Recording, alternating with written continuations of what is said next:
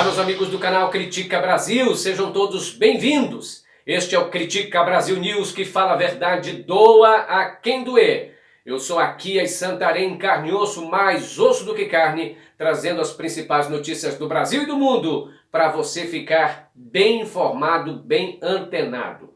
E antes de começar as notícias, dê esmagada no like. E quero agradecer a grande audiência que nós temos todos os dias aqui no Critica Brasil. Para a alegria de muitos e tristeza de poucos. Olha, gente, notícia do Rio de Janeiro. A polícia do Rio de Janeiro matou hoje o sequestrador de um ônibus na ponte Rio-Niterói. A polícia alvejou o cidadão que estava ali sequestrando, ameaçando as pessoas. A polícia disse que ele tinha uma arma de brinquedo, um taser e um galão de gasolina.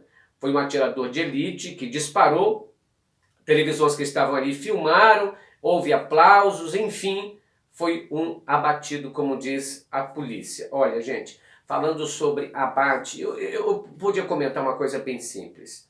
Eu acho que quando está-se sobre a mira de um revólver, ou pessoas correm risco de vida, eu acho que a polícia deve agir para evitar outro tipo, ou seja, salvar as vítimas e as pessoas que estão ali.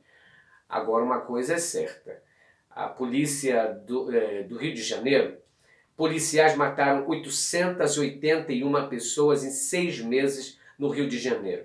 E nenhuma morte aconteceu na área dominada pela milícia. A política de abate feita por Wilson Witzel, que é governador do Rio de Janeiro, é o maior matadouro de gente em 17 anos. Esse levantamento foi feito pelo site UOL. Gente, é muita gente morrendo. Então, desde que o Wilson Witzel entrou, que os helicópteros passam atirando, matando pessoas, enfim, 881 pessoas mortas em 6 meses. Aí ele diz o seguinte, não importa qual seja, é bandido, é pilantra, tem que morrer. Enfim, a pergunta é, investiga-se isso mesmo? Se todos eles eram pilantras, se todos eles eram traficantes, ou se todos eles estavam ameaçando com morte, alguma coisa? Enfim, essa política de abate mostra uma coisa, que no Brasil, se tiver pena de morte geral, porque já está tendo no Rio de Janeiro e em alguns locais do Brasil, só vai morrer pobre, gente que mora em favela. Porque se fosse realmente combater a corrupção e matar quem é corrupto, pelo amor de Deus, não, ia ficar poucos políticos. Ou seja, roubou milhões no Brasil, você não morre. Você é candidato a deputado, você vira governante, enfim. Aqui no Brasil é assim, pobre que rouba, você atira na cabeça. O rico que rouba, você aplaude. Gente, eu tenho a minha opinião e eu vou falar o seguinte, pena de morte no Brasil só serve para matar favelado. Esta é a verdade.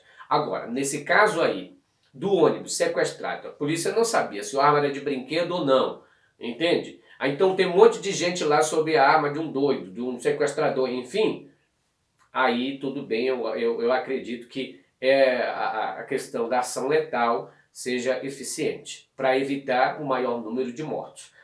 Agora, dessa política de Wilson Witzel, um abatedouro geral, é um açougue no Rio de Janeiro, um açougue geral. E parece que ninguém faz absolutamente nada. Mas enfim, gente, só para esclarecer, o levantamento foi feito pelo site UOL, 881 pessoas mortas, nenhuma em território onde a milícia controla. Ou seja, então ele não faz, diz assim, nós não fazemos distinção entre pilantras, fazem sim. Se é pilantra da milícia, é protegido e vocês não tocam. Se é político, vocês não tocam também. Essa é a verdade. Rouba milhões, você é protegido. Roubou um pouquinho ali ou traficou, aí é morte. Tô mentindo? Gente, Moro está desgastado e sobrevive da vontade de Bolsonaro. Bolsonaro agora, que antes vivia pelo Moro, agora o Moro vive por ele. Com intervenção direta na troca de comando da Polícia Federal, com troca de COAF, com retrocesso no Congresso Nacional, com o Supremo Tribunal Federal anulando o projeto esquema de Moro de transferência de Lula, Moro encontra-se cada vez mais isolado e fraco. Sobrevive porque o Bolsonaro deve ter algum interesse, né? Nele ali, ou porque ele sabe de muita coisa, ou que pode minar Bolsonaro. Mas o certo é que o Moro já era para ter renunciado, pegado as contas. Ele só faz sujar ainda mais esse governo de maluco. Gente, a Lava Jato descobriu que uma empresa do atual ministro Paulo Guedes fez pagamento de fachada suspeito de lavar dinheiro para o esquema de distribuição de propina a agentes públicos no governo do Paraná, no governo de Beto Richa, e que utilizou também empresa de fachada para investir no Beto Richa. Um assessor dele recebeu cerca de 2,9 milhões da empresa GPG Consultoria, que era do seu Paulo Guedes. A Lava Jato soube disso, denunciou alguma empresa, mas jamais chamou Paulo Guedes como réu para depor. E isso eles descobriram em abril, quando havia a pré-campanha de Bolsonaro e o Paulo Guedes era o menino de ouro do Bolsonaro. Ele repassou, numa vez só, 560 mil reais e 800 para a conta deste assessor, fazendo um esquema completo de apoio político ali para Beto Richa. Olha lá, o Beto Richa do PSDB, a empresa dele ligada à fraude, a fraude eleitoral, a repasse de verbas de Caixa 2 e a distribuição de propinas de agentes públicos no governo do Paraná. Será que o Dallagnol recebeu alguma propinazinha? Será que foi para a mão do Dallagnol? Porque protegeu esse tempo todinho. Ou seja, é empresa daqueles que eles querem, eles calam a boca. Isso aí é safadeza, crime, saber do roubo. Não, mas deixa para lá, é nosso amigo, deixa para lá. Cada vez mais essa Lava Jato se afunda e esse Dallagnol já deveria estar pegando um chute na bunda. Como diz o Lula, esse moleque já deveria estar fora. Gente, olha, o Roda Viva chamou o Alexandre Frota. O Alexandre Frota deu entrevista no Roda Viva e disse que é uma ditadura bolsonarista. Ele disse assim: a ditadura bolsonarista pune com expulsão toda e qualquer crítica feita a Jair Bolsonaro ou ao seu governo. Você não pode falar nada, você não pode opinar, que você é expulso. Não é? Descascou contra o Bolsonaro no programa Roda Viva. Mas aquele que um dia foi o mito que gritava, agora está se falando mal do Bolsonaro, enfim. O Alexandre Frota só está falando aquilo que a gente sempre falou.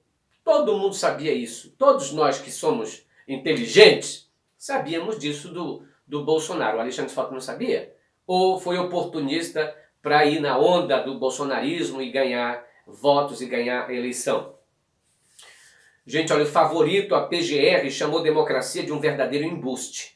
Antônio Carlos Simões, que é o subprocurador, que é apontado pelos jornais como favorito de Flávio Bolsonaro e automaticamente favorito do paizão Jair Bolsonaro, para colocar ele na Procuradoria-Geral da República, e aí pronto, ninguém mais vai ser investigado, calou a boca de todo mundo. Eita, poxa! Apadrinhado de Flávio Bolsonaro escreveu em um texto que disse que a farsa da democracia é uma relação espúria. Aí ele falou o seguinte: uma relação espúria dos eleitos com a imprensa, nasce então uma relação de cumplicidade e de uma cumplicidade política que gera corrupção, gera tudo isso. Ele dizendo que o político se mete com a imprensa e gera uma relação. Será que ele nunca viu o Bolsonaro no programa Silvio Santos? Será que ele ainda não viu o Bolsonaro no Ratinho? Será que ele não viu o Sérgio Moro no Ratinho? Será que ele não viu os filhos do Bolsonaro no Silvio Santos? Não viu não? Ou será que ele não sabe que a Record é amiguíssima de Bolsonaro e só fala coisa a favor de Bolsonaro? Será que ele não sabe que o Bolsonaro está comprando todas as televisões com propaganda pública, com propaganda do governo, e que a Record abriu as porteiras e só fala bem do Bolsonaro? Até que foi uma verdade quando ele disse assim: nasce uma relação espúria entre o eleito e a imprensa. Ai. Entre o eleito e o antagonista. Entre o eleito e a Isto É. Entre o eleito e o SBT. Entre o eleito e a Rede Record. Entre o eleito e a Rede Globo. Oi, ei. Oh, senhoras e senhores, moças e rapazes, meninos e meninas. quem é o presidente mais blindado pelas televisões e mais amado pelo Silvio Santos e pelo Edir Macedo? É uma relação espúria entre, não é, uma coisa e outra. Gente, o Jornal Nacional, William Bonner, comparou Lula a Bolsonaro na questão ambiental e disse que Lula e Bolsonaro davam as mesmas respostas para quando era a questão de intromissão internacional, falando sobre o ambiente. O William Bonner, você comparar o Lula e o Bolsonaro na questão ambiental, isso é aloprar, aloprou. Nem se compara a questão ambiental, porque as falas, se o Bolsonaro falou igual, pode ser a fala, mas as ações não têm nada a ver. Aliás, as falas de Lula nunca fizeram bloqueio de nenhuma doação feita pela Alemanha, pela Noruega ou por países. Aliás, no governo Lula, a proteção ambiental teve seu ápice. Não é? O que o William Bonner faz, né, a mando da Rede Globo, é mais ou menos o seguinte, olha, nós somos contra o Bolsonaro, mas somos contra o Lula também. A gente quer tirar o Bolsonaro, mas a gente não quer o retorno de Lula. Aí tentam, não é, comparar. Tu tá de brincadeira comigo? Quantos honoris causas tu acha que o Bolsonaro vai ganhar? Não vai ganhar nada. Então preste atenção. Agora, com a palavra Edmar Moraes, que é especialista e que tem moral para falar sobre meio ambiente. Fala aí, Edmar Moraes, qual é a sua opinião sobre essa questão do Jornal Nacional querer comparar Lula e Bolsonaro na questão ambiental? Fala aí, Edmar. Ontem o Jornal Nacional teve a pachorra de comparar Luiz Inácio Lula da Silva, o governo Lula, com o governo Jair Bolsonaro em relação às questões ambientais. É ridículo. Eu vou ler para vocês uma matéria em que eu tenho acesso, chamado Legislação Ambiental do Governo Lula. Essa matéria é do Observatório ecojusbrasil.com.br, tá? Então, as mudanças legais no segmento ambiental realizadas pelo governo do presidente da República, Luiz Inácio Lula da Silva, entre os anos 2003 até 2010, são substanciais e irão impor ao Brasil o ritmo na busca pela consolidação de um modelo de desenvolvimento sustentável do meio ambiente. O governo Lula também apresentou 2 projetos de lei ainda que tramitam no Congresso Nacional e que trazem importantes mudanças na legislação ambiental. São eles o projeto de lei complementar 388 de 2007, que visa regulamentar os incisos do artigo 23 da Constituição Federal sobre licenças ambientais. O outro é o projeto de lei número 792 de 2007, que cria o mecanismo de pagamento de serviços ambientais. No período Lula foram criados, prestem bem atenção, senhores, o ICMBio, que é o Instituto Chico Mendes de Conservação de Biodiversidade, o SFP, Serviço Florestal Brasileiro, e a Secretaria de Mudanças Climáticas e Qualidade Ambiental do Ministério do Meio Ambiente. Com o exclusivo, o portal Observatório Eco apresenta uma relação da legislação mais relevante do governo Lula no segmento ambiental. Esta pauta trata de, no mínimo, 40 resoluções do governo Lula, tá certo? Do governo Lula. Inclusive, regulamenta o Cadastro Nacional de Florestas Públicas. Portanto, esta informação do Jornal Nacional é tendenciosa e equivocada. Edmar falou e disse. Gente, quem conhece esta frase? Pelos poderes de Grayskull, eu tenho a força. Bzz, gato guerreiro. Vocês lembram disso? Quando tocava a musiquinha,